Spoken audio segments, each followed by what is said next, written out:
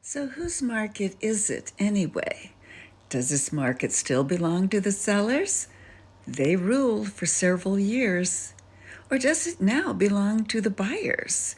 Well, actually, neither one.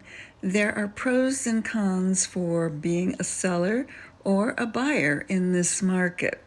The buyers, of course, are facing higher interest rates, and that is certainly slowing them down. Unless they're fortunate enough to be cash buyers, they really are facing the higher price to get their loan. But on the other hand, they are able to negotiate and perhaps get a good price on the property that is far below the asking price if that seller has not yet adjusted to the new market that we're in and reduced his price. So negotiation is really the new strong point that slipped over to the buyer's side. The sellers, however, have the low inventory still in their favor. At least in the markets that I work, inventory is still very limited. So that's keeping the price up and giving the sellers some room to negotiate as well.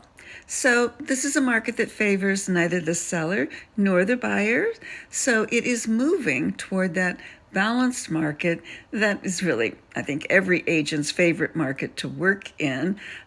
We feel that we can best represent our client when we have some room to negotiate and when we have some power points on our side of the ledger. So let's hope that as we settle into the new year, that the market levels out and we don't see these huge swings. That's both confusing to the sellers and buyers as well as the agents and brokers.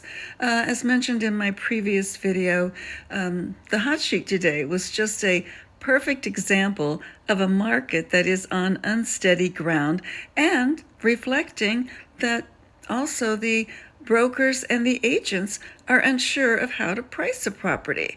And we know that it is an educational process as we move from one market to another, and people want proof, sellers especially. So the comps that we have to give them with a grain of salt, saying, well, this sold, 5 months ago. And yes, it was a totally different market.